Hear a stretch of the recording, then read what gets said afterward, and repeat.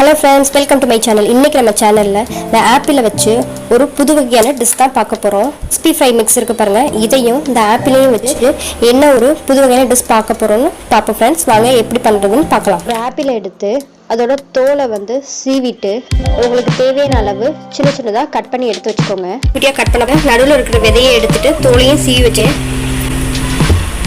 சின்ன சின்னதா கட் பண்ணிக்குவோம். இந்த மாதிரி சின்ன சின்ன உங்களுக்கு வேணும்னா தோலோடையும் போட்டுக்கலாம், தோல் இல்லாமையும் இப்படி போட்டுக்கலாம். தோல் இல்லாமல் போட்டிங்கன்னா உங்களுக்கு நல்லாயிருக்கும். இப்போ தான் உங்களுக்கு நல்லாயிருக்கும். நைஸாக கட் பண்ணி எடுத்துக்கலாம். சால்ட்டு கொஞ்சம் போட்டு கரைச்சி வச்சுருக்கேன். இப்போ இந்த வெட்டி வச்சுருக்க ஆப்பிளை இந்த சால்ட் வாட்டரில் டிப் பண்ணி போட்டுருங்க. உங்களுக்கு அந்த ஸ்வீட் இருக்குல்ல, அந்த ஸ்வீட் சால்ட் எடுத்துரும். உங்களுக்கு பார்த்தீங்கன்னா இந்த மாதிரி சால்ட் வாட்டரில் டிப் பண்ணி ஒரு 2 minutes வச்சுருங்க. பாருங்கள், உங்களுக்கு டிப் பண்ணி வச்சுட்டேன். crispy fry mix சேர்த்தாச்சு. கொஞ்சமாக வாட்டர் ஆட் பண்ணி பஜ்ஜி ஓட்டுற அளவுக்கு இதெல்லாம் மாவு பதத்துக்கு கரைச்சாச்சு.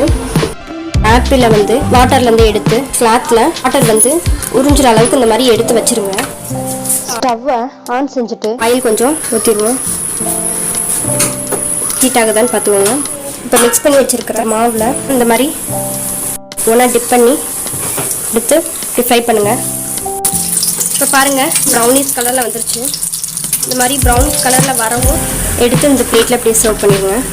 ஆப்பிளை வச்சு ஒரு டிஃப்ரெண்ட்டான புது வகையான ரெசிபி தான் இன்றைக்கி நம்ம பார்த்துருக்கோம். இது இன்ஸ்டன்ட் ஃப்ரை மிக்ஸை வச்சு இந்த ரெசிபி பண்ணியிருக்கோம்.